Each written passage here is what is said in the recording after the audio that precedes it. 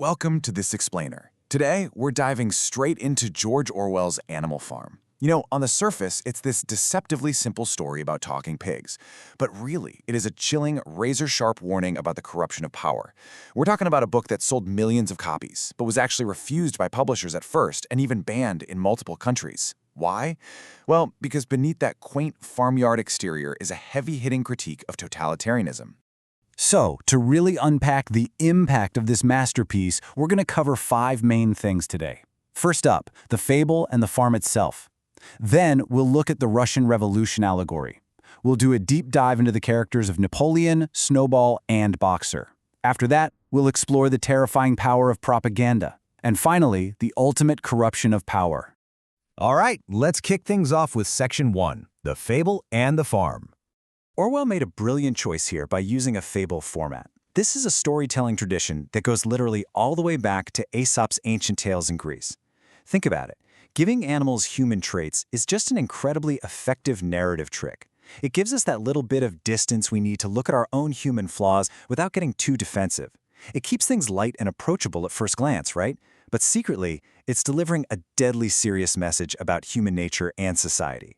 And Orwell's farm isn't just a generic backdrop. Which leads us perfectly into Section 2, the Russian Revolution allegory.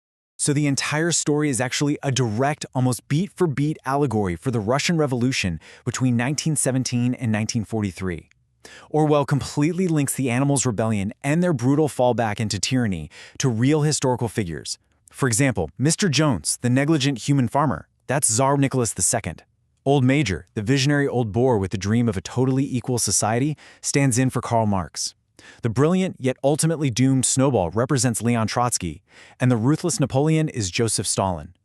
Orwell is basically examining a system that promised absolute justice to everyday people, but instead, well, it delivered absolute tyranny.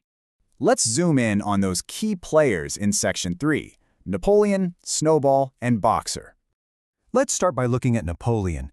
In the book, he's described as a large, fierce-looking Berkshire boar, actually the only Berkshire on the farm, but it's his personality that's truly terrifying.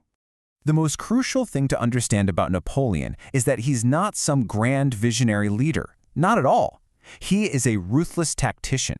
Unlike Old Major, Napoleon is driven 100% by self-interest and grabbing control for himself. He isn't out there winning arguments with soaring, inspirational speeches. No, he wins by getting exactly what he wants through intimidation, bribery, and just a staggering capacity for lying. And that makes for a wild contrast with his main rival, Snowball. Snowball, who represents Trotsky, is easily the most capable pig on the farm. He actually has real vision, and he genuinely cares about the animals' welfare. He's the guy drawing up blueprints for a windmill to make everyone's lives easier. But his idealism, flawed as it may be, gets absolutely crushed by Napoleon's brute force. Napoleon secretly raises a pack of vicious dogs to act as his personal secret police and literally chases Snowball off the farm. It's a tragic moment where intellect and vision are just obliterated by sheer unchecked violence. Now, what about the massive working class in all of this? Well, they're represented by the absolute heart of this story, Boxer the horse. Boxer is so tragic. His response to basically every single hardship or privation is summed up by 2 deeply loyal yet devastatingly naive maxims. I will work harder, and if Comrade Napoleon says it, it must be right. It's heartbreaking, really. Because he lacks the education and the critical thinking skills of the pigs, Boxer ends up being the most exploited animal on the entire farm. There are literally days where it feels like the whole operation rests entirely on his massive shoulders. He is the one physically dragging the massive stones to build that windmill, pushing through the pain, while the pigs just sit back in the farmhouse, doing the organizing and quietly reaping every single benefit of his backbreaking labor. And here's what you absolutely have to take away from this. Orwell didn't just pull this dynamic out of thin air. He grounded Boxer in real history. He's heavily inspired by real-world figures like Alexei Stakhanov. Now, Stakhanov was a Soviet coal miner who the government paraded around as the ultimate model worker, supposedly mining 102 tons of coal in just one shift. Much like Stakhanov, Boxer is used as a tool. His unimaginable dedication is weaponized by the leadership to demand impossible amounts of labor from everyone else. So how do the pigs pull this off? That brings us to Section 4, the power of propaganda. The secret to their control is just pure propaganda. And the mastermind behind it all is Squealer the pig. Squealer acts as the ultimate mouthpiece of the regime. He uses these slick rhetorical tricks to literally convince the other animals that black is white. He's a total master at twisting information, falsifying records, and constantly projecting Napoleon's image to deceive and control the masses. Whenever the hungry animals start to question why the pigs are taking all the milk and apples for themselves, Squealer deploys a masterclass in manipulation. He relies heavily on rhetorical questions and dizzying circular logic. He'll hit them with, "You don't want Jones to come back, do you?" He ruthlessly preys on their poor memories, their lack of education, and their deepest fears. He somehow convinces them that everything Napoleon does, even the most awful betrayals, are actually profound sacrifices made for the animal's own good. And this leads to the most insidious form of control in the whole story: rewriting history.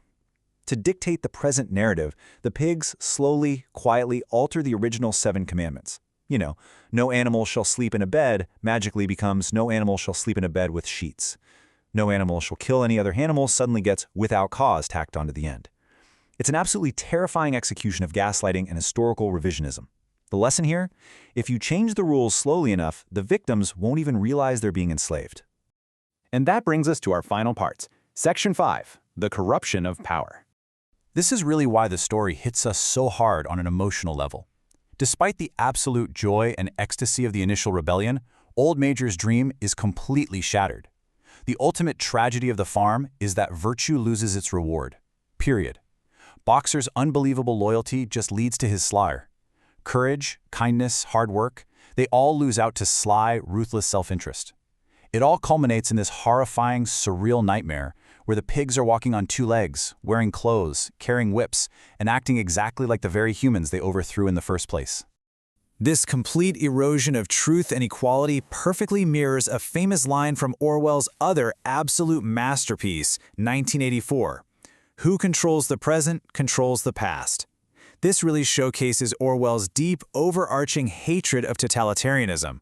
Whether it's the massive Ministry of Truth in 1984 or just a little pig named Squealer with a paint bucket on a farm, the message is exactly the same. Absolute power relies completely on the absolute manipulation of truth. So I want to leave you with a provocative thought to ponder as we wrap up this explainer. Did George Orwell just write a brilliant but highly localized critique of 1940s Soviet Russia? Or is Animal Farm a timeless universal warning? Do all countries have their ruthless pigs and their unquestioning sheep, regardless of what the system of government claims to be on paper?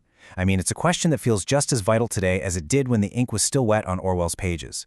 Keep asking questions, keep looking past the propaganda, and we'll catch you in the next explainer.